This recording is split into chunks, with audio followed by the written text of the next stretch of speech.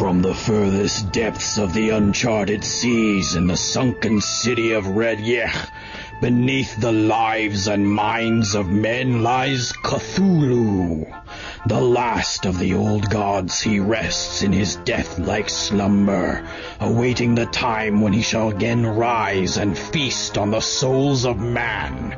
Until that time when the stars are aligned and he breaks his sleeping seal, Cthulhu comes to the minds of men and answers your calls. It's time once again for... Calls for Cthulhu!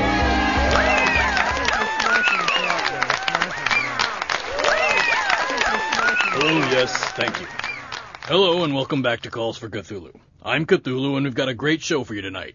We're going to answer some questions, then we'll dive into the Cthulhu mailbag, and we may just get a visit by another trapped god. So let's get to it. Tim, number, now! Okay, I see we have a caller. Hey, Cthulhu.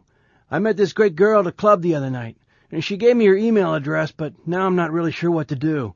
I mean, I've always worried about the whole when should I call her back thing, but it seems like email's different. Since email isn't the same as talking, I feel like I could write back immediately and it wouldn't matter. Or does that still come off as sounding too needy? Thanks. Excellent question. You know, a lot of people think that just because I'm an ancient alien god, I don't understand how difficult relationships can be in this crazy world. But let me tell you, I've learned more about people than you'd think. Okay, so you basically got 3 issues here. 1. Email may have changed, but people haven't. Women remember these things, and she'll judge you based on how long it takes, even if it's just an email. 2. You need to take control of this situation. Worry less about when to write, and more about what you're going to write. And 3. I will swallow your soul! Even now as we speak, dark forces amass their power, gathering in dim corners for the moment when they shall once again spring forth and bring down all mankind. When the time has come for the old ones to retake their place as Earth's ruling caste, your pitiful petitions, protests, and prayers will glide like the wind through a pitchfork of torture and mayhem. Every fleeting moment spent before the hellacious rise of my people is another moment lost to the joys that would otherwise sustain your fevered mind. Violence, pain, and crazed madness is all you will receive. Thanks for calling. Next caller! Dear Calls for Cthulhu. Which do you prefer, the Dewey Decimal System or Library of Congress? You're kidding, right? Look, do you even know who you're calling? Do you even know what I am? I am the mighty Cthulhu, High Priest of the Great Old Ones, Guardian of the Elder Gods. My power knows no limits. My will knows no bounds. I am omniscient, omnipotent, and oppressive. Of course I prefer the Dewey Decimal System. What do you think I am, stupid? Okay, a lot of people have been writing in with pictures recently, so we've got a new segment for them called... yeah, Cthulhu's Mailbag. Okay, let's take a look at the first one.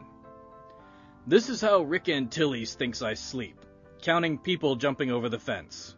I like the bed with its skull and crossbones comforter. Truth is, I actually sleep on a pile of skulls. It's not very comfortable, but it's really great for my back. Okay, for the next one. Sean Peacock sends us... Wait, how'd that get in there? She said nobody would ever see that picture. How did you get that? Take it off! Take it off! Yeah, well, there's not a lot to say there.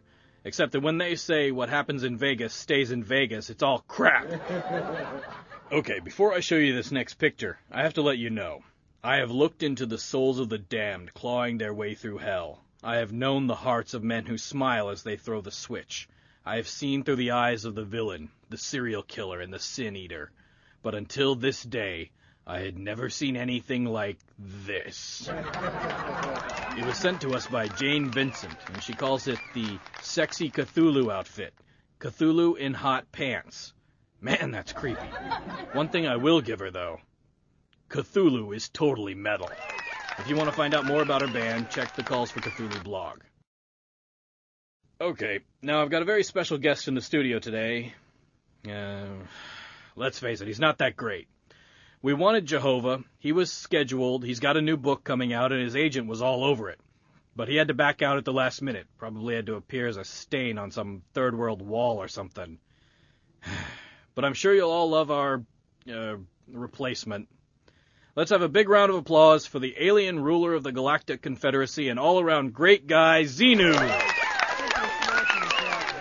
Hey, Cthulhu! It's really great to be on your show. I'm a huge fan. Yeah. Well, great to have you here, and... Hey, can I give a shout-out to all my fans out there?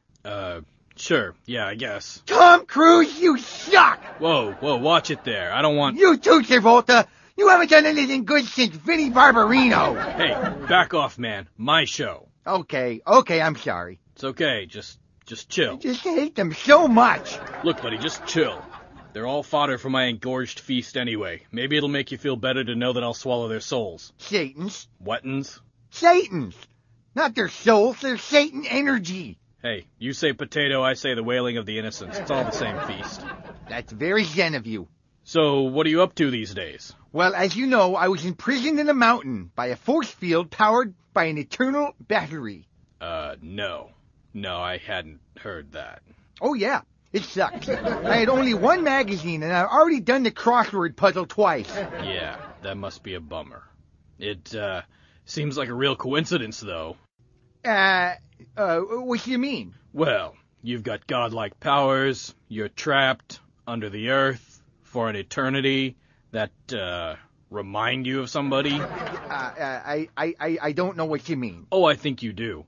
I think it's awfully convenient that you just happen to be trapped under a mountain left to sleep with an eternal battery while I'm trapped in my unending ocean slumber waiting for my cage to weaken and my reign to come again. Well, it certainly is a coincidence. Yeah, real coincidence, you poser. Hey, I was trapped down there by the loyal officers. I didn't have a choice. Yeah, we all saw Battlefield Earth. Shut up! Let's face it, Lovecraft was writing about me while Hubbard was still in short pants. Why don't you jump into your magic DC-8 and scram, you 60s reject? No, I'm not leaving. I've got a book coming out called Trionetics. It's all about... Tough, I'm moving on. Alright, Tim, what's next? Crap. Okay. Since we're running out of time, they're saying I should answer the next few questions in a quick draw segment. Ha! See? Didn't think of that, did you? If I don't actually say the words, then you can't... Quick draw segment. Crap. Oh, well. Anyway, today's ridiculous questions are provided to us by the local 527 Anarchist Union of Seattle, Washington. Okay, here we go. Who's your favorite great old one? Ringo. What is the square root of -1? Same as the cube root, only more so. Name a poisonous mammal. Barbra Streisand. Can I be on the show with you? In the last episode, everybody gets a cameo. How many tentacles have you got? Hey, let's keep it clean, okay? Why is 6 afraid of 7? Oh, I know this one. Because 7, 8, 9. Ha! Can I go home now? Can I come with you? What happened to the Frankenstein monster? He made a movie called The Inconvenient Truth. Where can I find myself a girlfriend? Funerals. What? No, not like that. Okay, well, that's all the time we have for now. Sorry if I didn't get to your question this time, but I do try to answer all the emails I get, even if I don't put it on the show. If you want to find me on the web, I'm at callsforcthulhu.com. Or you can send me an email. Tim, address, now! Okay. And if you want, you can record your questions and attach the WAV file to the email so we can play them on the show. Thanks for tuning in. So be sure to come back next week when Cthulhu will... swallow your soul!